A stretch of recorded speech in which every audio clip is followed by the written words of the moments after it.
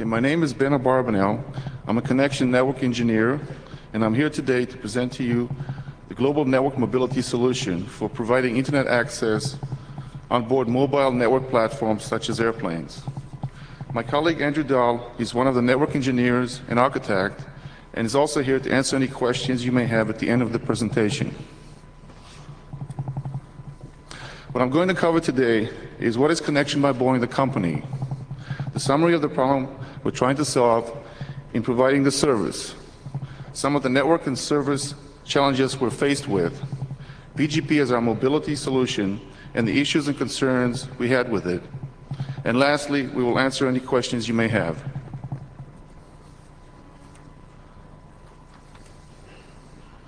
What is Connection by Boeing? It is a division of the Boeing company that was created by Boeing a few years ago. Its engineering headquarters in Seattle, Washington. The current business focus is to provide internet access as an ISP on board mobile network platforms, such as aircraft, ships at sea, and other applications. The service uses mostly a wireless hotspot Ethernet LAN connectivity with an 802.11b protocol on board aircraft flying 600 miles per hour at 35,000 feet. Some of our business partners include, and have already signed up and used the service, include Lufthansa, Scandinavian, Korean, Singapore, Japan, and All Nippon Airlines. The summary of the problem we have solved goes back to traditional IP mobility solutions that require hosts that move to have IP mobility protocol extensions in their IP stacks.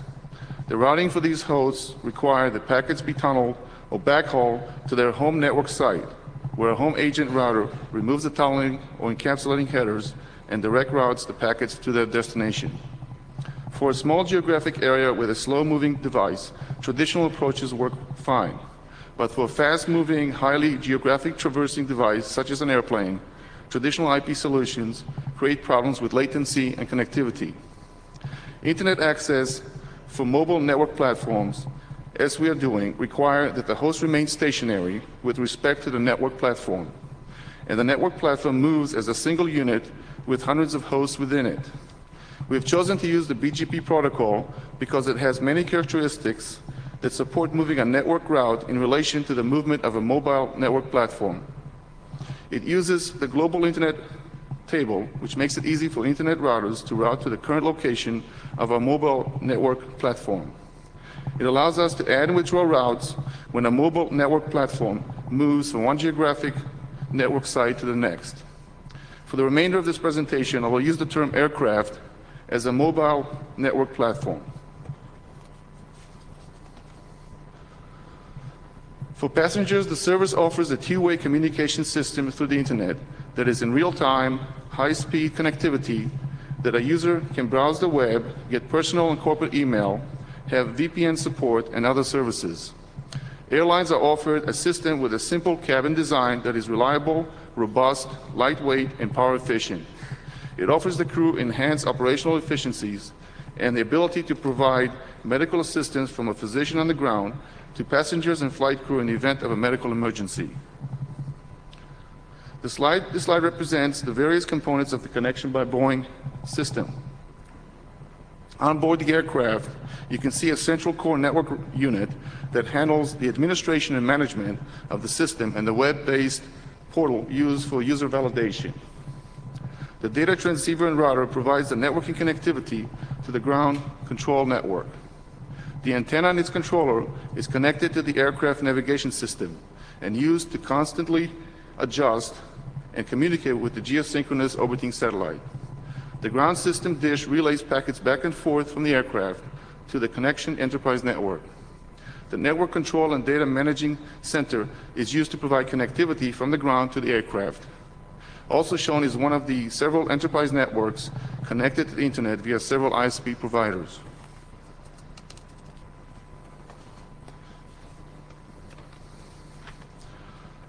This slide illustrates the connection network architecture. Our network infrastructure is composed of 4 homogeneous, independent, autonomous system networks with their own control and data centers, a number of supporting devices such as satellite dishes, routers, firewalls, and proprietary devices. Each network is multi-home with dual, diversely connected high-speed DS3 links provided by different ISPs, providing the best level of redundant connectivity. Currently, we have 4 AS networks in several countries such as US, Japan, Russia, and Switzerland. As you can see in this animation, the aircraft comes into the communication range of one of our several satellites and starts communicating via its onboard server to the ground control system at Ground Station 1. As this world map shows, we provide the service for aircraft when they fly over the following territory: all of North America, Europe, and Asia. As our service grows, we'll be adding more geographic areas to cover the rest of the globe. Since our aircraft fly 35,000 feet over the Earth at a very fast 600 miles per hour speed, we're faced with a number of network challenges. Any network hardware we place on a commercial aircraft has to pass FAA approval for regulatory requirements. For example, the onboard equipment has to be lightweight and power efficient, meet fire and smoke standards, meet certain radio frequencies and limitations, and so on. In order to ensure good performance for the users on the aircraft, we have to budget a very expensive and limited bandwidth pipe by using quality of service techniques on the aircraft and the supporting ground station. The most taxing of issues is the latency factor in moving an aircraft very fast around the globe. Most mobile IP protocols designed to date do not take into account the vast distances that a jet aircraft travels in a single day. These protocols require that all traffic be tunneled back to a home agent router. In our case, since our aircrafts are globally mobile and not always near a home router, that adds a lot of latency to our packets. The following example shows the latency factor when an aircraft is homed in the US and is currently over East Asia, and the user on board wants to communicate with a European website. And as you can see, there are 4 hops involved latency, which equals 580 millisecond delay. This overhead takes almost 2 seconds to complete a 3-way TCP handshake. We wanted to find a better way to fight the latency tax on the packets and offer improved network reliability and allow for global connectivity without using the IP mobility solution requiring expensive backhauling circuits. We wanted to use as much off-the-shelf existing technology as possible to bring the service to market sooner. And we wanted the service to flow geographically with direct routing without having to backhaul traffic to a central site, thus eliminating our cost in running dedicated circuits from essential sites to all our ground stations. So the solution we undertook involved releasing the traffic to the internet at each ground station where the aircraft is presently communicating. The following example shows the same scenario as before with an aircraft homed in the US and is currently over East Asia, and a user on board wants to communicate with a European website. And as you can see, there are 2 hops involved with a 330 millisecond one-way delay. This overhead takes only 1 second to complete a 3-way TCP handshake. This approach offers up to 50% improvement over the traditional IP mobility solution. This slide will illustrate how we hand off or transition the route for an aircraft as it travels from one satellite ground station region to the next. First, 2-way communication is established between the Asian gateway on the left side. Okay. Next, the Asian ground station deploys the aircraft XYZ prefix route internally to the ground station and externally to the internet. If the XYZ route converges, the user packets can be forwarded to the internet and back to the aircraft. Then the aircraft leaves the Asian ground station and its route is withdrawn from the station and the internet. Next, the 2-way communication is established between the European gateway and the aircraft. Then the European ground station deploys the aircraft's XYZ route internally to the ground station and externally to the internet. After the XYZ route converges again, the user packets can be forwarded to the internet and back to the aircraft. As you can see in this illustration, each ground station only advertises the IPs for the planes it is serving.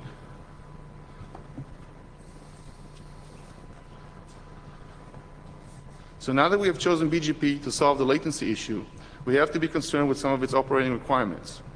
We conveniently chose the /24 BGP route prefix as the route to propagate when an aircraft transitions from one network site to the next. This implies that global ISP providers in the internet would have to support the /24 route prefix.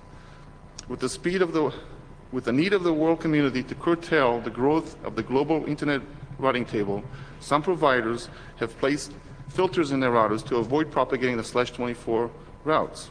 In the event that some providers do not support our /24, we will announce a larger aggregate, such as a /19, to the internet to guarantee the reachability to our network infrastructure is always maintained. Our direct providers do support the /24, so using a larger aggregate provides two benefits. A routing path to our direct providers that do support a /24 announcements and can route packets to the correct ground station where the aircraft is communicating.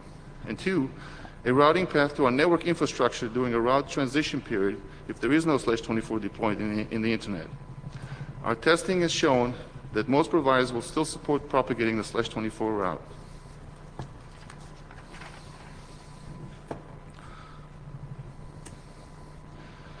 BGP convergence time versus satellite and ground station handoff time has been one of our main concerns.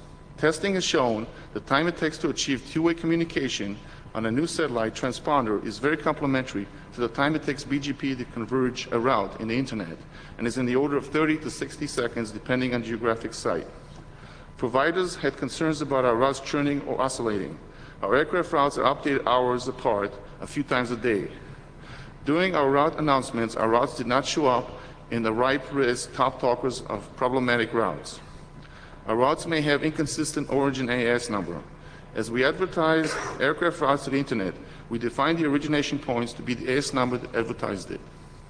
This will appear to internet monitoring tools that a route was originating from our different ASs as the aircraft moves from one ground station to the next. We're currently working on a solution that will anchor a route to a given AS number, even though it moves around our network infrastructure. We do not advertise a route concurrently from two ground stations at the same time. This should avoid the black holing or routing loops that could occur.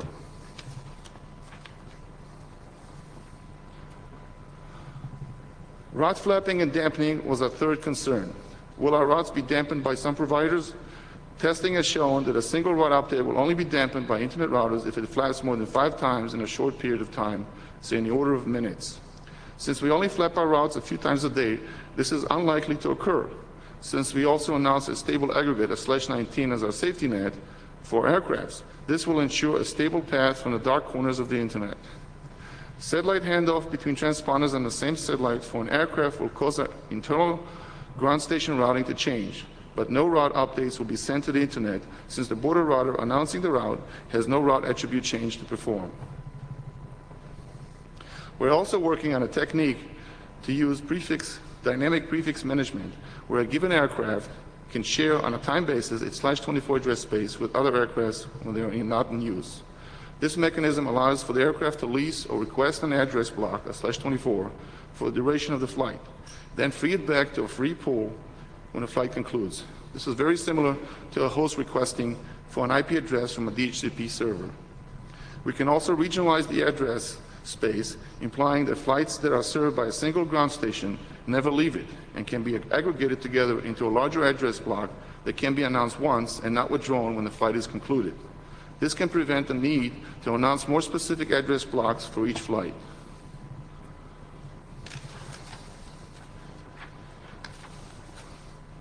So in conclusion, the use of BGP protocol as a method to move aircraft routes in relation to their movement around the globe provides for the following benefits. It does not require special IP stack software on the user host machine. It does not require any special routing software on board the aircraft. It does not require any special treatment of BGP attributes from any BGP router that processes our packets. And it does not require any special operational support from our ISP peers. It only requires that a /24 or bigger prefix be supported in our current network infrastructure by our ISP peers and the internet. I would like to introduce to you my colleague, Andrew Dahl, sitting to my left, who is one of the network engineers and architects at Connection.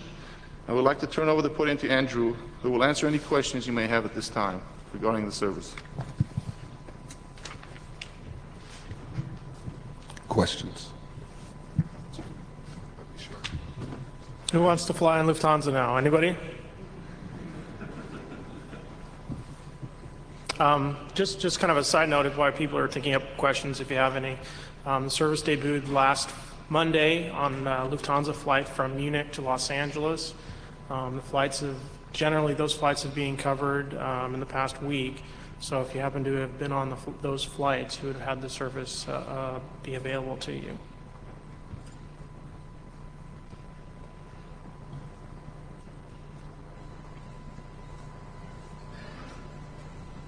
Brian Dixon, Argonet.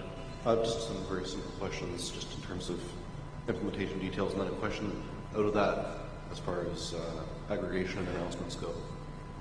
I'm presuming that the addresses given out on board an airplane are through DHCP? Yes, it's very similar to a hotspot model. The addresses given out on the airplane are actually private address space. There's a one-to-one NAT that takes place on board the plane from the private to a public. So in DHCP, it supports re-announcements or requesting renewal of addresses or requesting a new address at a specific timer that you can actually set on the server side. Are you asking about the prefix management or the actual implementation on the plane for end users? Well, I'm thinking about in terms of the duration of a flight versus the duration of transiting a physical region that is covered within a BGP aggregation zone. Right. The actual host part for users on the plane is normal DHCP. In terms of the dynamic prefix management that we're talking about, we haven't defined like a lease time or something at this point. We say DHCP-like in that you request and then you return, but we haven't decided if there's going to be an expiration or those kind of renewals. At this point, we would likely continue the specific address for the entire duration of the flight. So you wouldn't change addresses in the middle if you're a user. Okay, I mean that was where I was going, was having it change addresses partway through a flight. If that way you can do the aggregation. The presumption being the number of airplanes in a particular AS is going to be roughly constant, even though they'll be flying in and out of particular coverage zones. So that way you could do the aggregation within the BGP AS of the ground system rather than on the plane. I think I'm having trouble hearing up here, but I think that's okay. If I understand your question correctly, basically the idea is that if you got a domestic airline here in the United States that has 50 planes that are outfitted, generally speaking, they're not going to fly out of the United States coverage area, which is currently served out of Colorado. So we don't have any need to advertise individual /24s for those 50 aircraft because they're all within. We can put them all in a larger aggregate and only announce that since they're already served by that one ground station. When you're talking about transcontinental traffic, those are the ones where we'd like to move the prefix because that's where we actually see the differences in the routing.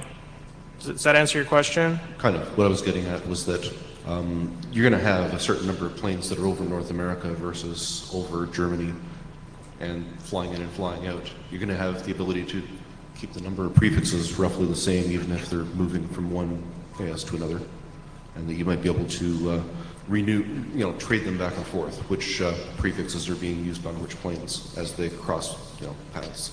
Right. I think I get it now. The idea of the kind of lease at one end and drop it off at the other side, and then someone coming back the other way would pick it up. So you don't keep migrating prefixes back and forth unless you actually have an aircraft that's moving them for you. Okay. Randy Bush, IAJ. Why NAT? Why now? Why NAT? N-A-T. Why? Because I wasn't here when they did it.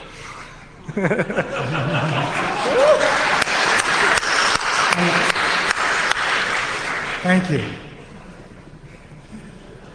Hi, Patrick Gilmore, Akamai.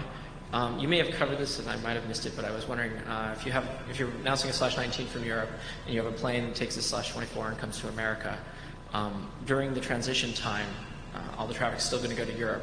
Are you going to black hole it? Are you going to send back ICMP network or hosting reachable? I'm just worried about things like my SSH session resetting because you've moved, I'm unreachable for 30, 90, whatever seconds. But if you black hole the traffic, I might actually be able to keep things up.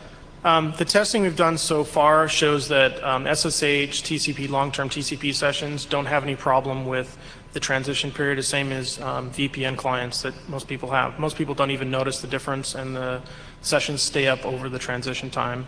The traffic is likely to be black holed and in the current architecture, or the traffic is likely to take a not preferred path while the transition period is occurring.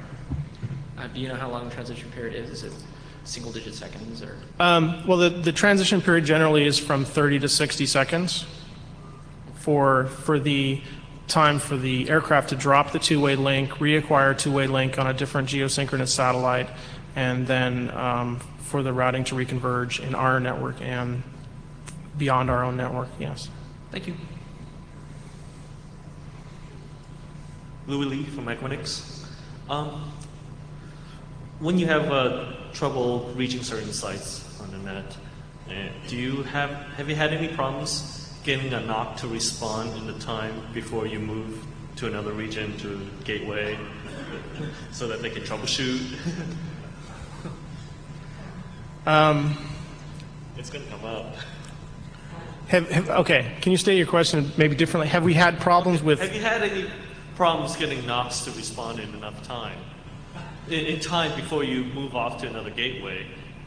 No, we haven't. BGP I mean, announcement is going to change. I don't see why we would need a NOC to be involved in this case specifically. Maybe a NOC from a different provider that you're trying to... Well, the transition period tends to be 30 to 60 seconds, as we said, and we have the aggregate underneath that. So in the event that, for example, if the plane is transitioning from Europe to North America, the aggregate is announced out of North America, and the traffic may kind of go the wrong way for a while until it goes back the other way. I may not be understanding your question because it's really hard to hear. Oh, sorry. So, okay, you're in the U.S. Yes. You're seeing a network problem. Mm-hmm. You realize it's not your own network, it's a remote network. Remote. Get a hold of the remote NOC, the NOC of another ISP. Oh, I understand your question now. And in terms of a transitive problem that keeps occurring for a specific prefix, but the prefix isn't in the table long enough to actually figure out the problem? Exactly. Okay, sorry. We haven't had that experience yet at this point. You know, the service has only been in service a week. We've been doing testing over the past 2 months. But I'm sure that'll come up, and I'm sure our NOC will tackle that as time goes on. So. Manish from Merit. Have you done any studies regarding, as your service scales, how much overhead, or in terms of CPU overhead, are you going to impose on people that are peering with those BGP sessions? We haven't done any specific studies at this point, but the number of route updates that we are generating ourselves, I think, is very small compared to the overall churn that occurs from link failures and other things. So I think that's one of the things that we'll be looking at in the next couple of months, as we now have a few more minutes to spend some time thinking about those kind of things. So do you do any caching or force feeds to the plane? What was that again? Do you do any caching, either DNS or web or force feeds to the plane? There is a DNS cache on the plane. Yes. There is no web cache on the plane. That gentleman. Your last question. Somebody. Hi, I'm Mark O'Brien from Friendster, and I'm actually interested in, it's long been held by the Centers for Disease Control that the airlines would be an infection route for biological viruses. Have we seen anything in the Boeing network with computer viruses traveling from continent to continent as a result of this?